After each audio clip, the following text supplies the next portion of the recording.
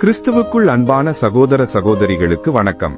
இன்றைய செய்தியின் தலைப்பு பாவத்தின் சம்பளம் மரணம். இதற்காக நாம் எடுத்துக்கொண்ட வேத வசனம் ரோமர் 6ஆம் அதிகாரம் வசனம் 23.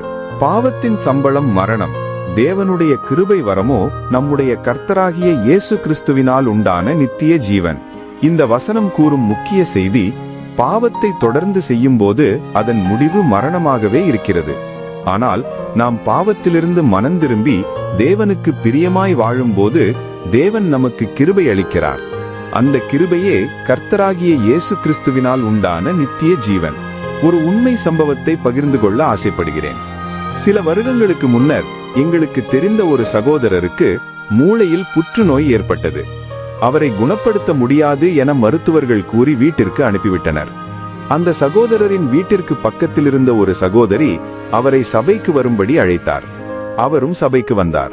அங்குள்ள சகோதரர்கள் அவருக்கு வேதத்தை சொல்லிக் கொடுத்தனர். அவர் இயேசுவை ஏற்றுக்கொண்டு சீஷராக மாறி ஞான ஸ்நானம் எடுத்தார். தேவனுடைய வார்த்தையும் அவர் தேவன் மேல் கொண்ட விசுவாசமும் சபையில் உள்ள சகோதர சகோதரிகளின் ஜெபமும் அவருக்கு பூரண சுகத்தை அளித்தது. ஒரு வாரத்தில் இறந்து விடுவார் என்று எதிர்பார்க்கப்பட்ட அந்த சகோதரர் குணமாகி மறுபடியும் வேலைக்கு செல்ல ஆரம்பித்தார்.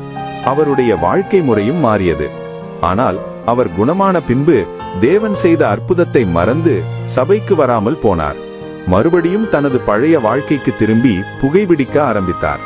அடுத்த சில வாரங்களிலேயே அவர் மீண்டும் நோய்வாய்ப்பட்டு மரணமடைந்தார். தேவன் செய்த நன்மைகளையும் அற்புதங்களையும் மறந்து அவர் மீண்டும் பாவத்தில் விழுந்ததால் வசனம் சொன்னது போலவே பாவத்தின் சம்பளம் அவருடைய வாழ்க்கையில் மரணத்தை கொண்டு வந்தது. இன்று நாம் எப்படி இருக்கிறோம் சகோதர சகோதரிகளே? தேவன் நமக்கு கொடுக்கும் கிருபையை உதாசீனப்படுத்தி அவருக்கு விரோதமாக பாவம் செய்து கொண்டிருக்கிறோமா? அல்லது அவருக்கு பிரியமாய் வாழ்கிறோமா?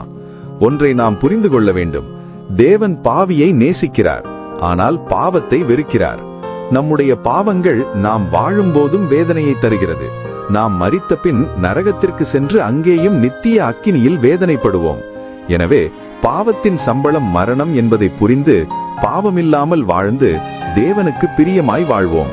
அப்போது இம்மையில் மாத்திரமல்ல, மறுமையிலும் தேவனோடு சந்தோஷமாக நிலைத்திருப்போம். ஆமேன்.